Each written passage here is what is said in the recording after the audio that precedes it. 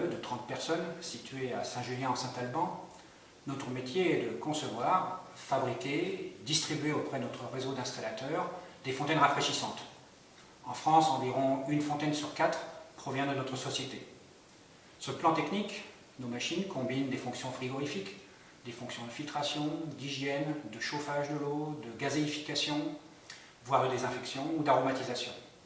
Sur le plan industriel, fabriquant environ 8000 machines par an, notre métier est plutôt dans la série moyenne et nous ne sommes pas dans le high-tech. Nous continuerons à utiliser des tournevis aussi bien qu'un certain nombre de machines automatisées. Je suis venu assister à la conférence Cobotique et PME, les robots collaboratifs, organisée par la CCI de l'Ardèche et le cluster Villesta, en quête de solutions possibles, transposables dans une PME comme Dioedafim. Au cours de cette conférence, les présentations, que ce soit celles des intégrateurs, des fabricants ou des témoignages des sociétés ayant investi en robotique ou en cobotique, ont été intéressantes et ont en partie répondu à mes attentes, même si, dans un certain nombre de cas, les séries d'automatisation de grandes séries ne nous concernaient pas. Là où je vois un intérêt à la cobotique, c'est clairement dans le convoyage des pièces détachées vers les postes de travail, du magasin vers les postes ou le long des lignes d'assemblage, qui sont assez longues dans notre métier. J'y vois également un intérêt possible dans le convoyage des machines au cours de leur assemblage. Je vois moins un intérêt à la cobotique dans les procédés de fabrication pour eux-mêmes, qui restent, à mon avis, toujours plus relevés de la commande numérique que de la robotisation ou de la cobotisation. Dioedafim travaille actuellement sur le projet de construction d'une usine neuve à l'horizon 2020, d'un bâtiment d'environ 5000 m², typiquement 100 m sur 50 m.